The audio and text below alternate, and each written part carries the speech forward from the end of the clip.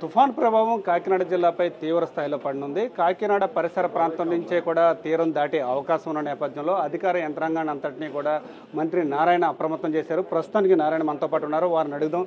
చెప్పండి, అంటే తుఫాన్ ప్రభావం ఏ స్థాయిలో ఉండబోతుంది, ఎలాంటి పరిస్థితులు ఉన్నాయి, దాన్ని ఎదుర్కొనేందుకు ఎటువంటి చర్యలు తీసుకోబోతున్నారు? ఏదైతే సైక్లోను కాకినాడ పరిసర ప్రాంతాల్లో క్రాస్ అవుద్దని ఇప్పుడు ఇంతవరకు తెలిసిన సమాచారం ప్రకారం దానికి తగ్గట్టుగా ముఖ్యమంత్రి గారు అన్ని ఇన్స్ట్రక్షన్స్ ఇవ్వడం జరిగిందండి. దానికి తగ్గట్టుగా కలెక్టర్ గారు అటు ప్రజాప్రతినిధులతోనూ అధికారులతోనూ మాట్లాడి ఇన్స్ట్రక్షన్స్ అన్నీ ఇచ్చారు. జనరల్గా ఇటువంటి వచ్చినప్పుడు ఫస్ట్ చెట్లు గిట్లు పడిపోవటం వల్ల రోడ్లు బ్లాక్ అవుతాయి. అది ఇమీడియట్గా క్లియర్ చేయండి, ఏమీ చేయలేము. అందుకని దానికి ఫస్ట్ ప్రయారిటీ ఇస్తూ దానికి కావాల్సిన జేసీబీలు, ప్రొక్లైన్లు, కేన్లు, ట్రాక్టర్లు అన్నీ ఏర్పాటు చేశారు. తర్వాత వాళ్ళందరికీ ఫుడ్ ఇంపార్టెంట్, ఫుడ్ వాటర్, దానికి సంబంధించిన సఫిషియెంట్ ఫుడ్ వాటర్ ఏర్పాటు చేసుకున్నారు.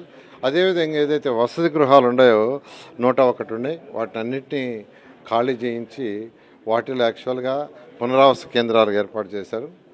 అయితే ఈ పునరావాస కేంద్రాల్లో ఒక చిన్న ప్రాబ్లం ఉంది.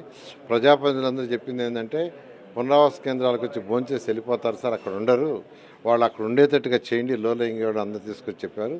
దానికి ఎస్పీ గారికి ఇన్స్ట్రక్షన్ ఇవ్వమంటే పోలీసు వాళ్ళు, రెవెన్యూ వాళ్ళు, ప్రజాప్రతినిధులు ముగ్గురు కలిసి ఆ కార్యక్రమం చేస్తే సక్సెస్ అవుతుందని వాళ్ళకి ఇన్స్ట్రక్షన్ జరిగింది.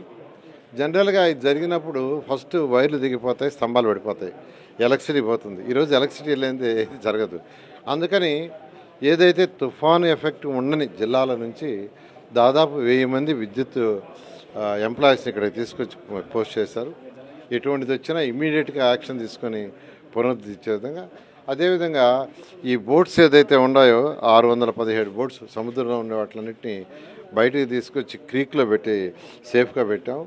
అదేవిధంగా ఏటకి ఎవరిని పోవద్దని చెప్పడం జరిగింది. ఈ విధంగా అన్ని చర్యలు తీసుకున్నారు. అన్నిటికంటే ఇంపార్టెంట్ ఏలేశ్వరం ఏదైతే ఉందో రిజర్వాయర్, దాంట్లో 24.11 టీఎంసీ వాటర్ ఉంది. అది 21.5 టీఎంసీకి ఆపి ఈ యొక్క వాటర్ వచ్చేదాన్ని బట్టి చూసుకొని వదలటానికి నిర్ణయించుకున్నారు. ఎందుకంటే ఒకవేళ ఓవర్ఫ్లో అయితే పక్కనున్న గ్రామాలు మునిగిపోతాయి. ఆ విధంగా ఈ యొక్క డిజాస్టర్ సంబంధించి అన్ని రకాల చర్యలు తీసుకోవడం జరిగింది. అంటే తీర ప్రాంతంలో ఉన్న ప్రజలకు కానీ లేకపోతే మిగిలిన ప్రజలకు కానీ ఎటువంటి సూచనలు చేయబోతున్నారు ఈ తుఫాన్ ప్రభావం? ఒకటేనండి, సోషల్ మీడియాలో రకరకాలుగా ఒక్కొక్కరు పెడుతున్నారని అవేవి నమ్మొద్దు. ప్రభుత్వం జిల్లాలో అయితే కలెక్టర్ గారు అనౌన్స్ చేస్తుంటారు. అదేవిధంగా ప్రభుత్వం టీవీల ద్వారా చాలా క్లారిటీగా చెప్తుంది. దాన్ని మాత్రమే నమ్మి ఆ డైరెక్షన్లో ఉండి ఒకటే చెప్పింది, లో లయింగ్ ఉన్న వాళ్ళందరూ ఖచ్చితంగా ఎక్కడైతే పునరావాస కేంద్రాలు చేశారో అక్కడికి రావాల్సిందిగా రిక్వెస్ట్ చేస్తారు. అంటే తీరం దాటే సమయంలో ఎంత ఈదురుగాలు ఉండే అవకాశం ఉంది, ఎలాంటి పరిస్థితులు ఉండబోతుంది? ఇప్పటి వరకు ఉన్న అసెస్మెంట్ అయితే 90 నుంచి 100 కిలోమీటర్ల వేగంతో రావచ్చని, మ్యాక్సిమం 110 అని ప్రస్తుతానికి ఉంది.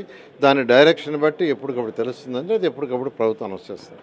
ఇది పరిస్థితి. ప్రస్తుతానికి అయితే మాత్రం ఇప్పుడు ప్రస్తుతం చూసుకుంటే కనుక అంటే కాకినాడ పరిసర ప్రాంతం నుంచి తీరం దాటే అవకాశం ఉన్న నేపథ్యంలో అధికార యంత్రాంగాన్ని అంతటినీ కూడా అప్రమత్తం చేస్తూ ఎట్టి పరిస్థితుల్లో అంటే తుఫాను ప్రభావం ద్వారా వచ్చే నష్టాన్ని తగ్గించేందుకు, ఆ నష్టాన్ని తట్టుకునేందుకు, ఇటు ఎటువంటి ప్రాణ నష్టం లేకుండా బయటపడేందుకు అయితే మాత్రం అధికార యంత్రాంగాన్ని అంతటినీ అలర్ట్ చేశామని చెప్పి మంత్రి నారాయణ చెప్తున్నారు. ఇది ఇక్కడ పరిస్థితి. కెమెరా పర్సన్ చైతన్యతో సతీష్, 10 టీవీ, కాకినాడ నుండి.